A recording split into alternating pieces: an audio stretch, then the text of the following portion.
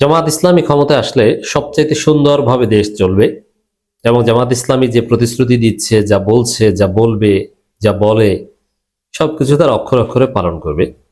আমিরে জামাত সেই বার্তা জনগণের কাছে বারবার পৌঁছে দিচ্ছেন। এরকমই একটা বক্তব্য বিশ্লেষণ করব। দর্শক, আমরা বলবো যে জাতির কাছে পৌঁছে দিন যে কোনো সন্দেহ সংশয় নেই, এ বিষয়ে দলিল আছে যে জামাত ক্ষমতায় আসলে দেশ সবচেয়ে সুন্দরভাবে চলবে। দলিল বিশ্ববিদ্যালয়গুলো বিশ্ববিদ্যালয়গুলোতে তো অলরেডি জামাত ক্ষমতায়, তাই না?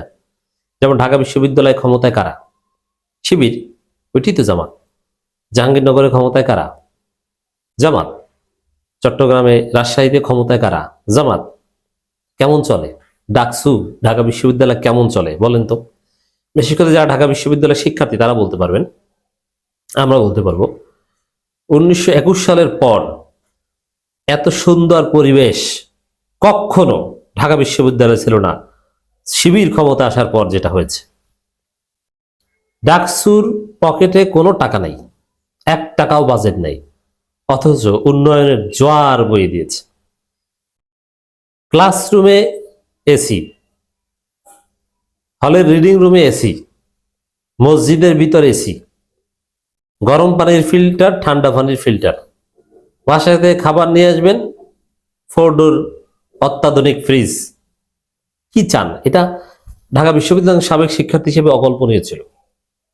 সারপোকা মুক্ত ঢাকা বিশ্ববিদ্যালয়, পরিষ্কার পরিচ্ছন্ন, মাদক মুক্ত, ভবঘুরে মুক্ত, বহিরাগত মুক্ত, ধূমপান মুক্ত, ধূমপানের জন্য আলাদা জোন, নেশা মুক্ত। অথচ আমরা রুমে রুমে নেশা দেখেছি, ইয়াবা দেখেছি, মাতলামি দেখেছি, মদ খাওয়ার পার্টি দেখেছি। কিচ্ছু না, পড়াশোনা পড়াশোনা পড়াশোনা।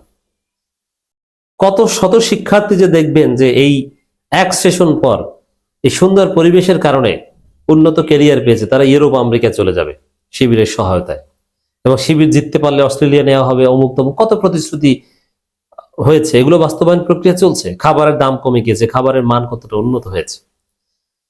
ঢাকা বিশ্ববিদ্যালয় 104 বছরের ইতিহাসে যা কেউ পারেনি, পাকিস্তান সরকার, ব্রিটিশ সরকার পারেনি, যা পাকিস্তান সরকার যা পারেনি, বাংলাদেশ সরকার, বাংলাদেশে কোনো ছাত্র সংসদ যা পারেনি, শিবির ক্ষমতায় এসে 2-3 মাসে সেটা করে দিয়েছে বিনা টাকায়। সাবেক জনশক্তিদের কাছ থেকে, অ্যালামনাইয়ের কাছ থেকে, বিভিন্ন বিদেশি সংস্থা কোম্পানির কাছ থেকে টাকা এনে এটা করে দিয়েছে। ফলে জামাত ক্ষমতা আসলে যে সবচেয়ে সুন্দরভাবে দেশ চলবে তার দলিল এটা। বাংলাদেশের রাষ্ট্রীয় কোষাগার, ওই যে বলে না যে ফরেন কারেন্সি রিজার্ভ, রিজার্ভ যদি জয় বাংলা হয়ে যায়, শূন্য হয়ে যায়, জামাত রিজার্ভ জন্ম দিবে।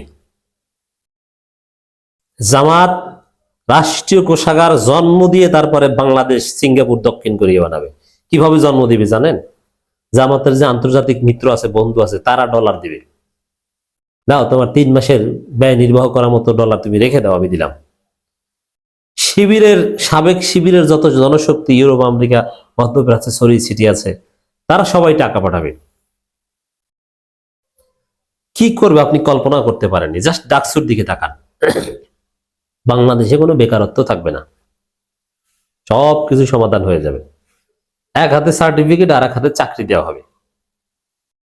যে সার্টিফিকেট পাবে না, ফেল করবে, তাকে 10 লক্ষ টাকা লোন দেওয়া হবে ব্যবসা করার জন্য। কোনো দুর্নীতি থাকবে না, চাঁদাবাজি থাকবে না। দেখেন, এই চাঁদাবাজিটা বন্ধ করতে পারলেই তো বাংলাদেশ দক্ষিণ কোরিয়া হয়ে যায়। কিভাবে? চীন থেকে শুরু করে, চীন, জাপান, পৃথিবী, এমনকি দক্ষিণ কোরিয়া, অনেক দেশের কোম্পানি, এমনকি আমেরিকান কোম্পানি, ইউরোপের অনেক দেশের কোম্পানি, ডেনমার্কের কোম্পানি, তারা চেয়েছে বাংলাদেশে বড় বড় প্রতিষ্ঠান করবে।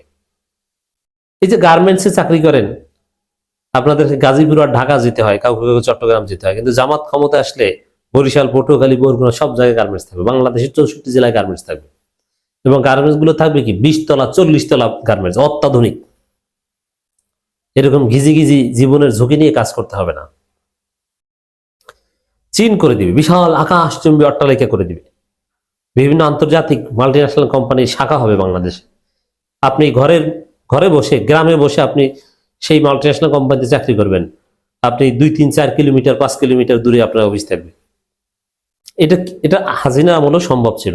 হাসিনা আমলেই প্রস্তাব এসেছে এইগুলো আমি যেটা বললাম। কিন্তু ভারতের ব্যবসায় লাল বাতি জ্বলবে, এই কারণে হাসিনা এই প্রস্তাব গ্রহণ করেনি। চীন বলেছিল 2012 সালের কথা যে চীনের কোনো গার্মেন্টস দরকার নেই, বাংলাদেশে চিপ লেবার আছে, সব গার্মেন্টস এর অর্ডার সব তোমরা নাও, তোমাদেরকে উন্নত গার্মেন্টস বানিয়ে দিই, তোমাদের 64 জেলায় গার্মেন্টস বানিয়ে দিই।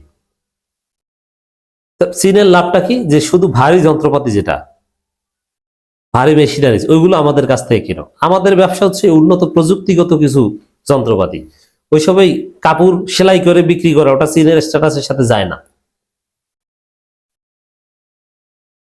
এগুলো যাদের চিপ লেবার আছে তারা করো, আমরা প্রযুক্তির ব্যবসা করব। তো তোমরা ভারী যন্ত্রপাতি কিনো আমাদের কাছ থেকে, আর গার্মেন্টস এর অর্ডার সব তোমরা নিয়ে নাও। এই প্রস্তাব গ্রহণ করলে বাংলাদেশ এতদিন দক্ষিণ কোরিয়াকে ছাড়িয়ে যেত, কিন্তু ভারতের বাধায় হাসিনা এই প্রস্তাব গ্রহণ করতে পারেনি। 2012 সালের কথা। কিন্তু জামাত ক্ষমতা আসলে তো ভারতের বাধার প্রশ্ন থাকবে না। এবং এই যে আরো বিভিন্ন মাল্টিন্যাশনাল কোম্পানি, অমুক কোম্পানি, তারা কেন বাংলাদেশে আনাচে কানাচে ব্যবসা করতে পারছে না জানেন? এই যে বাংলাদেশে ব্যবসা করতে হলে সরকারি দলকে 1000 কোটি টাকা চাঁদা দেওয়া লাগে, আর সরকারি দলের স্যাসরা ল্যাসপেন্সারদের 100 কোটি টাকা চাঁদা দেওয়া লাগে। ব্যবসার পরিবেশ নাই, রাস্তাঘাট ভালো না, ঘাটে ঘাটে চাঁদা দেওয়া লাগে। কিন্তু জামাত ক্ষমতা আসলে এটা হবে না। জামাত ক্ষমতা আসলে কোনো চাঁদাবাজি থাকবে না। ইউরোপের কোম্পানি বরিশালে অপারেট করবে, চাইনিজ গার্মেন্টস আপনি পটুয়াখালীতে পাবেন, আপনার নাগরিকরা সেখানে চাকরি করবে। আপনার এলাকার বরগুনার মেয়েরা, পিরোজপুরের মেয়েরা গাজীপুর কিংবা ঢাকা যেতে হবে না, তারা ওই এলাকায় বসেই গার্মেন্টসে চাকরি করবে। বাসা ভাড়া দিয়ে আপনি বেতন পান 18,000, 15,000, অর্ধেক যায় বাসা ভাড়া, না বাসা ভাড়াও যাবে না আপনি। এবং এই যে অনেকে ব্যবসা করবে, কি করবেন কি, এরকম বিদেশি কোম্পানি হলে ওই কোম্পানির আশেপাশে দোকান দিয়েও তো আপনি বড়লোক হয়ে যেতে পারেন, আরো কত ব্যবসার খাত তৈরি হবে। তো দর্শক, আমিরে জামাত বলেছেন ক্ষমতায় গেলে আন্দোলন লাগবে না, দোরগোড়ায় পৌঁছে দেব সেবা, কোনো আন্দোলন লাগবে না। এই যে শিক্ষকদের এই সমস্যা, শাটডাউন, কিচ্ছু লাগবে না, সব সমস্যার সমাধান হয়ে যাবে। এখন প্রশ্ন যে জামাত কি পারবে? আরে পারবে কিনা, শিবির ডাকসুতে পেরেছে কিনা দেখেন না। আর কেন পারবে? এটা পারা কোনো ব্যাপার না। বাংলাদেশে কোনো কিছুর অভাব নাই, অভাব হচ্ছে শুধু সততার। দুর্নীতি বন্ধ হলে অটো এগুলো হয়ে যাবে। যে পরিমাণ দুর্নীতি হয়, অর্থ পাচার হয়, ওইটা বন্ধ হলে টাকার কোনো অভাব নাই। যত মানুষের যত যৌক্তিক দাবি আছে, সব দাবি পূরণ করে দিয়ে বাংলাদেশকে সিঙ্গাপুর বানিয়ে দেওয়া সম্ভব। অতএব জামাতের কোনো যোগ্যতাই লাগবে না, শুধু একটা যোগ্যতাই যথেষ্ট, জামাত সৎ। জামাত নেতারা যদি অর্ধশিক্ষিত হয় তারপরও যথেষ্ট, কারণ তারা সৎ।